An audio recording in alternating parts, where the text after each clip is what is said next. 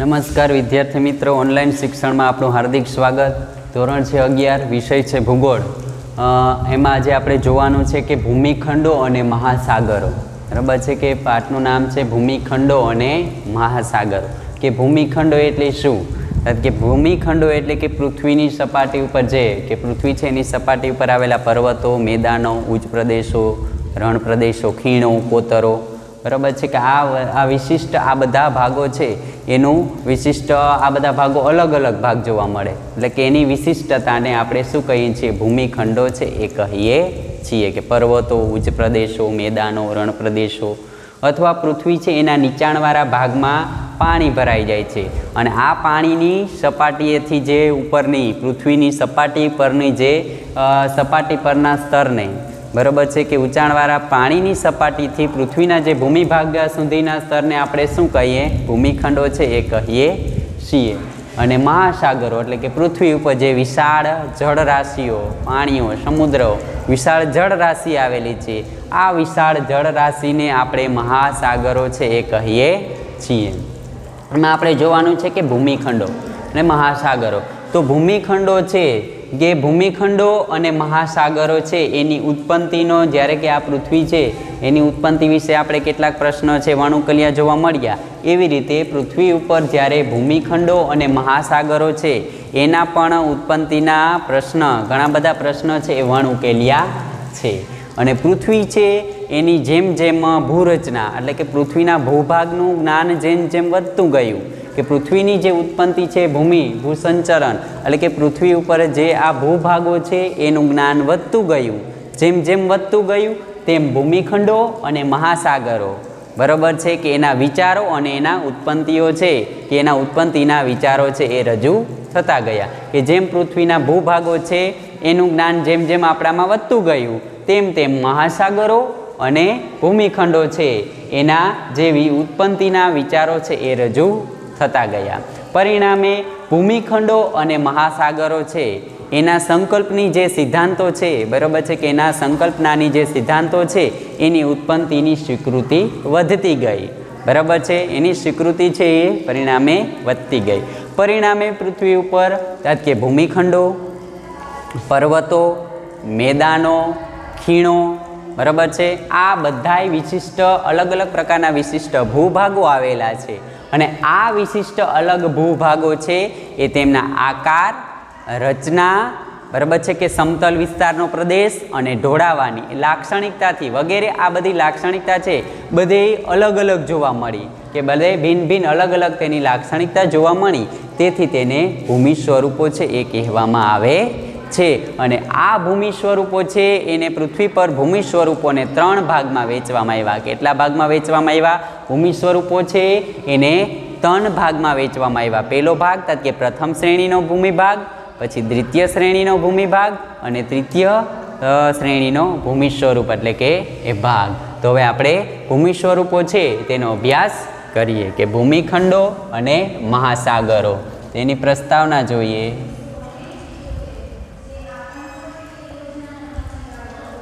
कि पृथ्वी पर भूमिखंडो अने महासागरोनी उत्पत्ति विशेना प्रश्नो वणुकेलिया छे।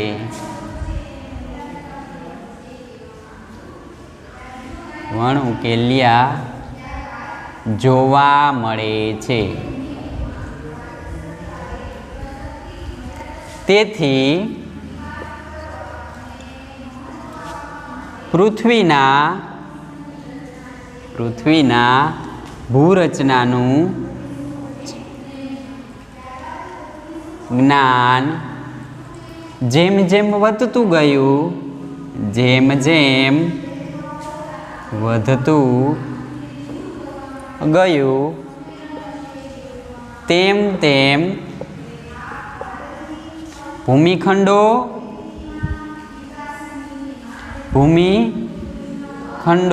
अने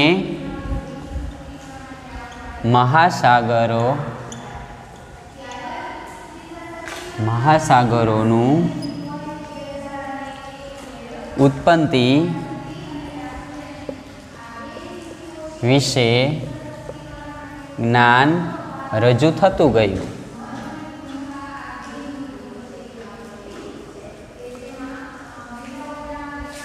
પરિણામે મહાસાગરો અને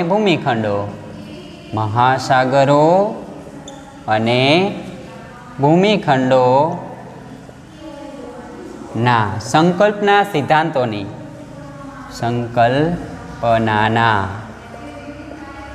સિદ્ધાંતોની વિચારો રજૂ થતા ગયા.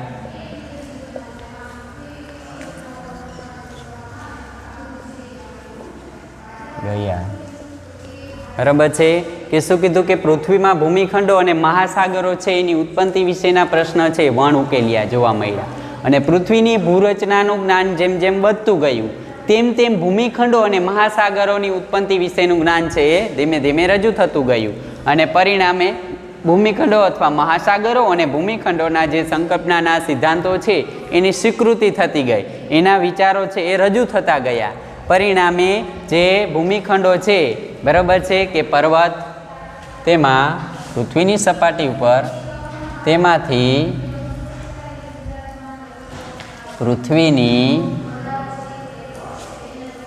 સપાટી પર ભૂમિખંડો,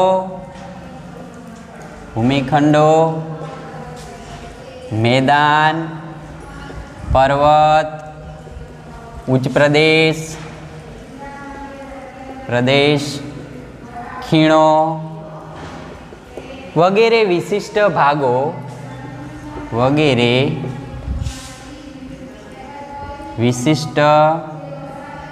ભાગો જોવા મળ્યા.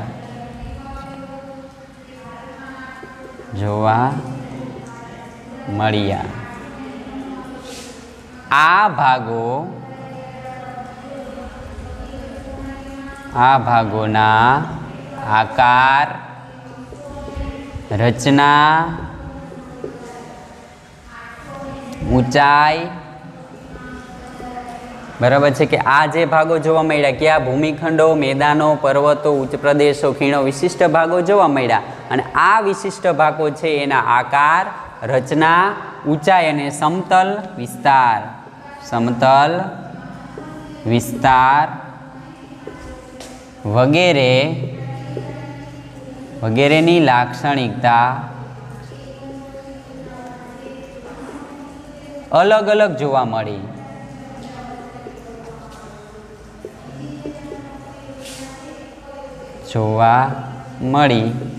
તેને ભૂમિ સ્વરૂપો કહે છે.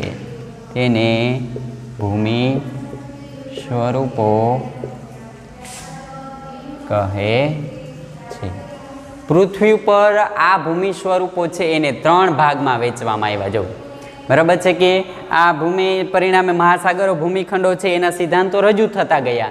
ત્યાર પછી શું થયું કે ત્યાર પછી જે એના ખ્યાલો રજૂ થતા ગયા તેમાં પૃથ્વીની સપાટી પર ભૂમિખંડો, મેદાન, પર્વત, ઉચ્ચ પ્રદેશ, ખીણો વિશિષ્ટ ભાગો છે. આ વિશિષ્ટ બધા ભાગો છે અલગ અલગ વિશિષ્ટ આકાર, રચના, એના સમતલ વિસ્તારનો પ્રદેશ બરાબર છે, એની આ બધી લાક્ષણિકતા છે એ બધી જુદી જુદી જોવા મળી, અલગ અલગ જોવા મળી. પરિણામે આને આપણે ભૂમિ સ્વરૂપ છે એ કહીએ છીએ અથવા ભૂમિ સ્વરૂપ તરીકે ઓળખવામાં આવે છે. અને પૃથ્વી ઉપર ભૂમિ સ્વરૂપો છે એને 3 ભાગમાં વહેંચવામાં આવે છે. પૃથ્વી ઉપર ભૂમિ સ્વરૂપોને 3 ભાગમાં અથવા જૂથમાં વહેંચવામાં આવે છે. કયા 3 ભાગ? કે પહેલો ભાગ છે પ્રથમ શ્રેણીના ભૂમિ સ્વરૂપો, બીજો છે દ્વિતીય શ્રેણીના ભૂમિ સ્વરૂપો અને ત્રીજો છે એ તૃતીય શ્રેણીના ભૂમિ સ્વરૂપો. કે પૃથ્વી ઉપર ભૂમિ સ્વરૂપોને 3 ભાગમાં વહેંચવામાં આવે. પહેલો પ્રથમ પ્રથમ સ્વરૂપનું ભૂમિ સ્વરૂપ, દ્વિતીય સ્વરૂપ અને તૃતીય સ્વરૂપ. તો પહેલાં આપણે જોઈએ કે પ્રથમ શ્રેણીના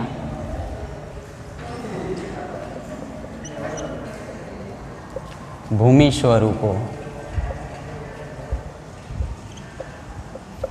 પ્રથમ શ્રેણીના ભૂમિ સ્વરૂપો, પછી દ્વિતીય શ્રેણી અને તૃતીય શ્રેણી. તો પ્રથમ શ્રેણીના ભૂમિ સ્વરૂપોની અંદર તાત્કે પૃથ્વી છે એની ઉત્પત્તિ બાદ જે અસ્તિત્વમાં આવેલા મહાસાગરો, બરાબર છે, કે અસ્તિત્વમાં આવેલા ભૂમિખંડો અને મહાસાગરોના તળો, એને પ્રથમ શ્રેણી છે એના ભૂમિખંડો છે એની અંદર સમાવેશ કરવામાં આવ્યો છે. તો લખી શકીએ તાત્કે પૃથ્વીના ઉત્પત્તિના સમયે, ઉત્પત્તિ બાદ અસ્તિત્વમાં આવેલા ભૂમિખંડો અને મહાસાગરોના તળ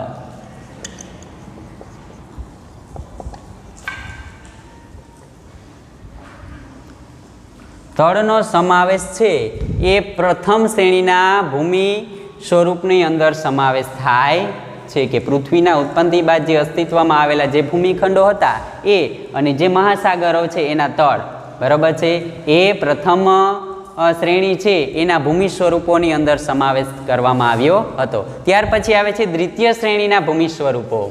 ત્યાર પછી જોઈએ દ્વિતીય શ્રેણીના ભૂમિ સ્વરૂપો. દ્વિતીય શ્રેણીના ભૂમિ સ્વરૂપો એની અંદર જોઈએ કે કાળક્રમે, બરાબર છે, કે કાળક્રમે જે આ પ્રથમ શ્રેણીના ભૂમિ સ્વરૂપો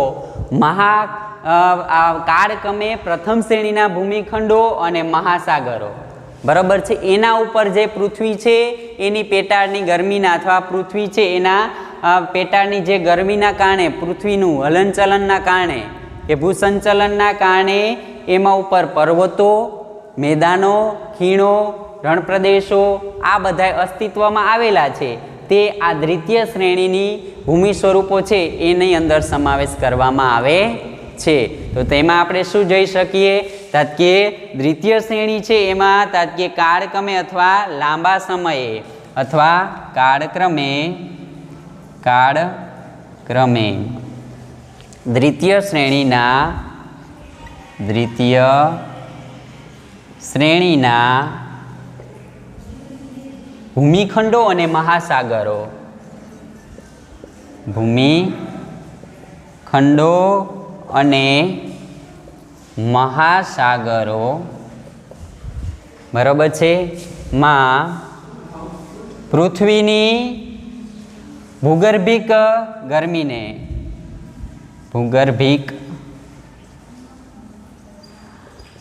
ગરમીના હિલચાલથી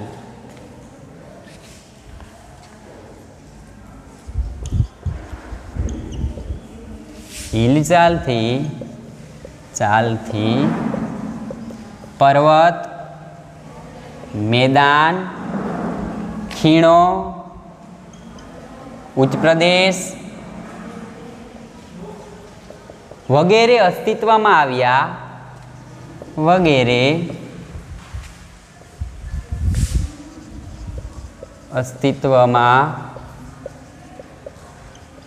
આવ્યા તેને દ્વિતીય શ્રેણીના ભૂમિ સ્વરૂપો તરીકે ઓળખવામાં આવે છે. તેને દ્વિતીય શ્રેણીના ભૂમિખંડો તરીકે ઓળખવામાં આવે છે.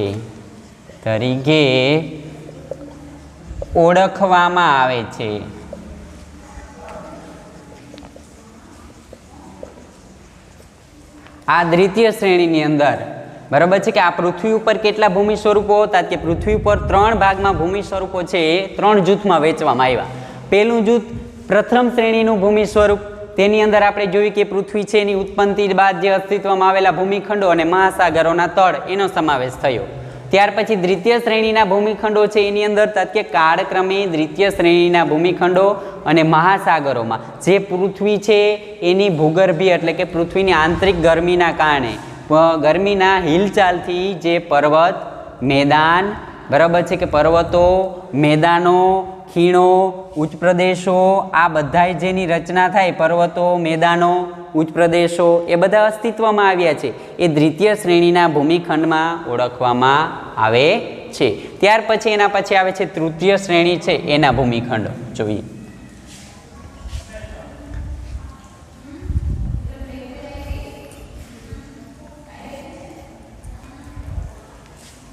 ત્યાર પછી ત્રીજો ભાગ છે તૃતીય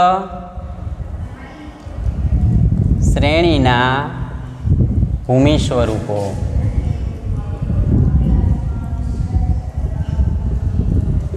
તૃતીય શ્રેણી છે એના ભૂમિ સ્વરૂપોને અંદર કોનો સમાવેશ એટલે કે કેવી રીતે કઈ રીતે ઓળખવામાં આવે છે કે લાંબા ગાળે બરાબર છે કે લાંબા ગાળે દ્વિતીય શ્રેણીના જે ભૂમિ ભાગો હતા કયા દ્વિતીય શ્રેણીના ભૂમિ ભાગો કે પર્વત મેદાન ખીણો ઉચ્ચ પ્રદેશો આ બધા જે છે એના ઉપર જે પૃથ્વીના જે બાહ્ય બળ એટલે કે બાહ્ય બળ નદી હિમવર્ષા બરાબર છે પવન પછી પૃથ્વીનું જે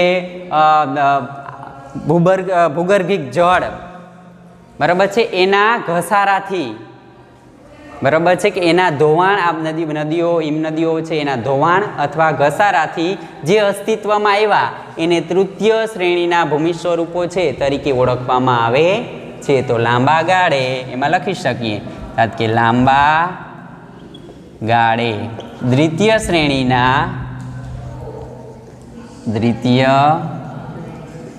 શ્રેણીના ભૂમિભાગોમાં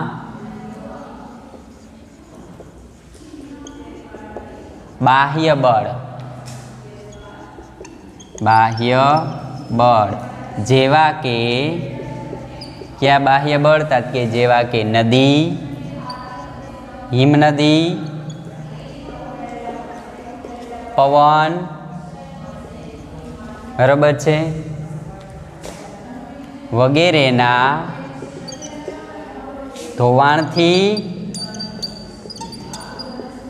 કે ઘસારાથી અસ્તિત્વમાં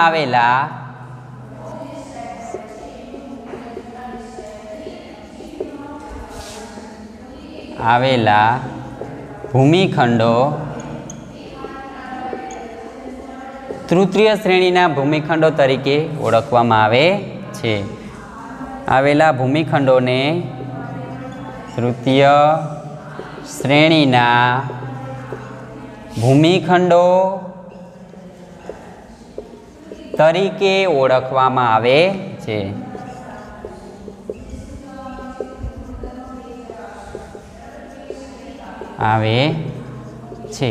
તેમાં એટલે કે તૃતીય સ્વરૂપના જે ભૂમિખંડો છે તેમાં મેદાન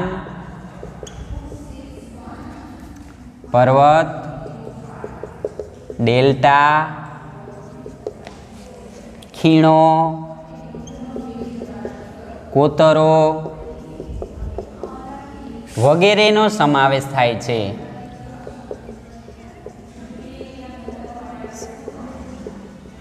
નાની ટેકરીઓ વગેરે ખીણો કોતરો આ બધા તૃતીય સ્વરૂપના ભૂમિ સ્વરૂપો છે એની અંદર સમાવેશ થાય છે. તો આપણે ભૂમિખંડો જોયા. ભૂમિખંડો છે એને 3 ભાગમાં વહેંચવામાં આવ્યા. પ્રથમ શ્રેણીના ભૂમિખંડો દ્વિતીય શ્રેણીના ભૂમિખંડો અને તૃતીય શ્રેણીના ભૂમિખંડો.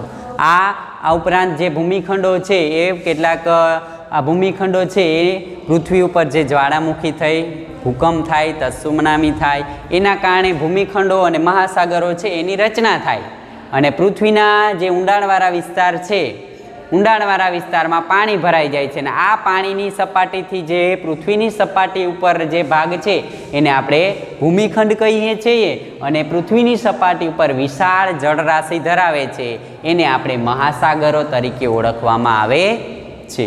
તો ભૂમિખંડો અને મહાસાગરો છે એને આપણે આ જોયું. ત્યાર પછી હવે આપણે જોવાનું છે કે ભૂમિખંડો અને મહાસાગરો છે એના વિતરણની લાક્ષણિકતા. તમને સવિસ્તારમાં પ્રશ્ન પૂછાય બરાબર કે પૃથ્વી પર જે આ ભૂમિખંડો અને મહાસાગરો છે એની વહેંચણીની લાક્ષણિકતા જણાવો અથવા વિતરણની લાક્ષણિકતા જણાવો. તો હવે એનો આપણે અભ્યાસ કરીએ.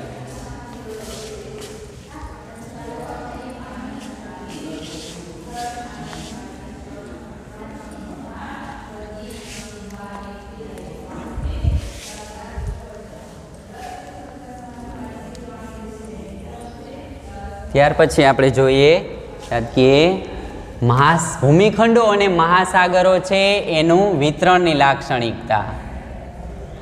ભૂમિખંડો અને મહાસાગરની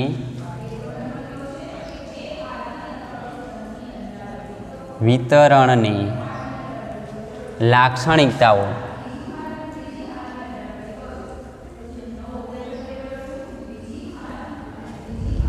ભૂમિખંડો અને આ મહાસાગરો છે એના વિતરણ અથવા વહેંચણીની લાક્ષણિકતાઓ સવિસ્તારની અંદર તમને પ્રશ્ન પૂછી શકે. બરાબર છે. તો તેમાં આપણે લખી શકીએ કે આ પૃથ્વીનું સપાટી છે એનું ક્ષેત્રફળ કેટલું છે? કે પૃથ્વી છે એની સપાટીનું ક્ષેત્રફળ છે આશરે બરાબર છે કે 50.68 કરોડ ચોરસ કિમી છે. તેમાંથી 36.60 બરાબર છે કે 36.60 કરોડ ચોરસ કિમી છે એ જળ રાશિ એટલે કે સમુદ્ર અથવા મહાસાગરો છે એ ભાગ ધરાવે છે. તેને આપણે છે જલાવરણ કહીએ છીએ. અને ત્યાર પછી જે પૃથ્વી પર જે જમીન ભાગ છે બરાબર છે, જમીન ભાગ છે એ 14.08 કરોડ ચોરસ કિમી ભાગ છે એ જમીન વિસ્તાર ધરાવે છે. અને પૃથ્વી ઉપર જે ભૂમિખંડો અને જે મહાસાગરો છે એ બંનેનું પ્રમાણ બરાબર છે કે અંદાજે આ બેનું પ્રમાણ છે એ લગભગ 71 થી 29% છે એ જોવા મળે છે. તો આપણે લખી શકીએ કે પૃથ્વીની સપાટી પરનું કુલ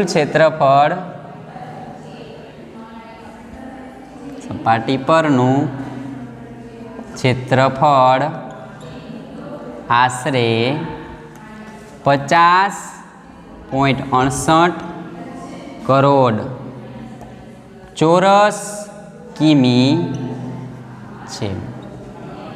પૃથ્વી પરનું ક્ષેત્રફળ આશરે બરાબર છે કે પૃથ્વી સપાટીનું ક્ષેત્રફળ 50.68 કરોડ ચોરસ કિમી છે. તેમાંથી કેટલા ટકા ભાગ કેટલા જળ વિસ્તાર ધરાવે? કે તેમાંથી 36.60 કરોડ ચોરસ કિમી સમુદ્ર અથવા મહાસાગરો બરાબર છે કે કેટલા? કે સમુદ્ર અને મહાસાગરો છે એ આ ભાગ છે એ રોકે છે. બરાબર છે કે મહાસાગરો સમુદ્ર કે મહાસાગરો છે એ રોકે છે. તેને આપણે જલાવરણ કહીએ છીએ. તેને આપણે જલાવરણ કહીએ છીએ. કે પૃથ્વી પર જે છે આટલા ટકા ભાગ છે બરાબર છે કે કુલ ક્ષેત્રફળ છે એ 50.68 કરોડ ચોરસ કિમી છે. એમાંથી કેટલું સમુદ્ર એટલે કે જળ વિસ્તાર છે જળ રાશિઓ કે 36.60 કરોડ ચોરસ કિમી સમુદ્ર અને મહાસાગરો છે આ ભાગ રોકે છે.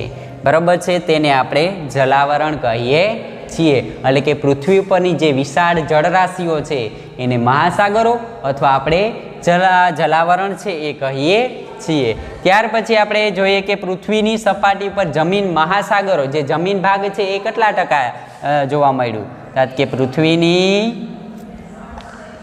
સપાટી બરાબર છે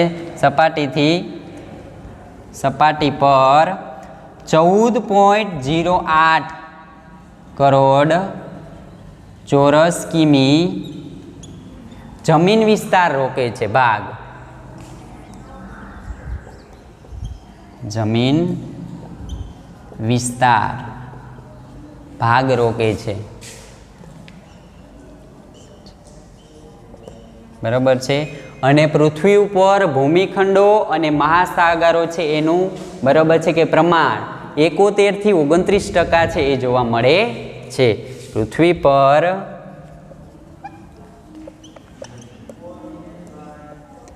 ભૂમિખંડો અને મહાસાગરો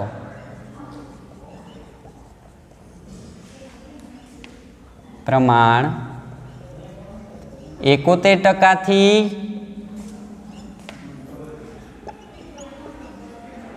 29% બરાબર છે એ જોવા મળે છે કે પૃથ્વી પર ભૂમિખંડો અને મહાસાગરો છે એનું પ્રમાણ છે 71 થી 29% છે એ જોવા મળે છે આ ભૂમિખંડ। ત્યાર પછી આ ભૂમિખંડ અને મહાસાગરો કે પૃથ્વીનો ગોળો છે વચમાં કેવું વૃત્ત આવેલું હતું તો કે વચમાં વિષુવવૃત્ત આવેલું છે।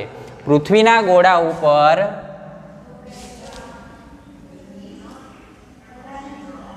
બરાબર છે કે આ પૃથ્વીનો ગોળો છે આપણે અંદાજ